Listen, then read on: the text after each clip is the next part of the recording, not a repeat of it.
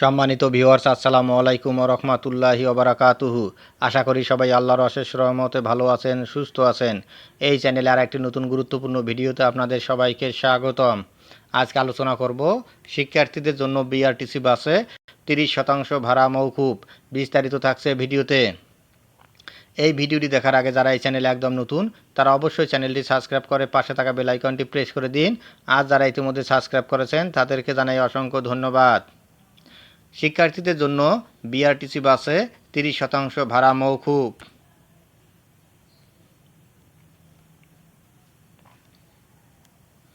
বরিশালের সকল শিক্ষা প্রতিষ্ঠানের শিক্ষার্থীরা এখন থেকে বিআরটিসি বাসে 30% কম ভাড়ায় যাতায়াত করতে পারবেন। বৃহস্পতিবার 15 আগস্ট থেকে এ সুবিধা চালু হয়েছে।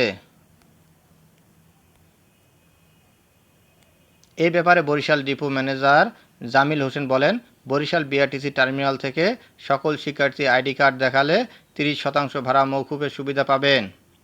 বরিশাল থেকে দেশের যে কোনো গন্তব্যে আসা যাওয়ার ক্ষেত্রে বরিশাল ডিপোর বাসগুলো এ সুবিধা দেবে।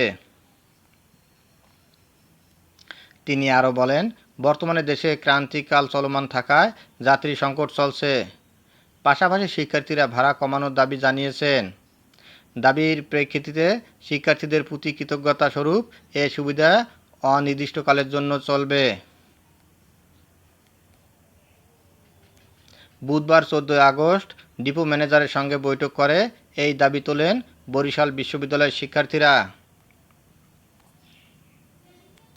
বৈষম্য বিরোধী ছাত্র আন্দোলনে বরিশাল বিশ্ববিদ্যালয়ের সমন্বয়ক সুজয় শুভ বলেন, বরিশাল বিআরটিসি ডিপো ম্যানেজারের আহ্বানে শিক্ষার্থীদের পক্ষ থেকে বিভিন্ন দাবি তুলে ধরা হয়।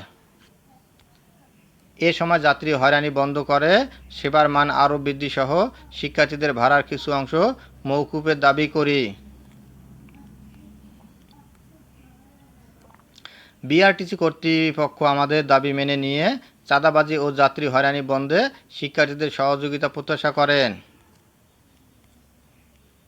ধন্যবাদ জানিয়ে বিদায় নেওয়ার আগে আবারও অনুরোধ জানাই, যদি ভিডিওটি ভালো লাগে এবং সর্বশেষ শিক্ষামূলক আপডেট ভিডিও পেতে চান তাহলে অবশ্যই চ্যানেলটি সাবস্ক্রাইব করুন। ধন্যবাদ সবাইকে।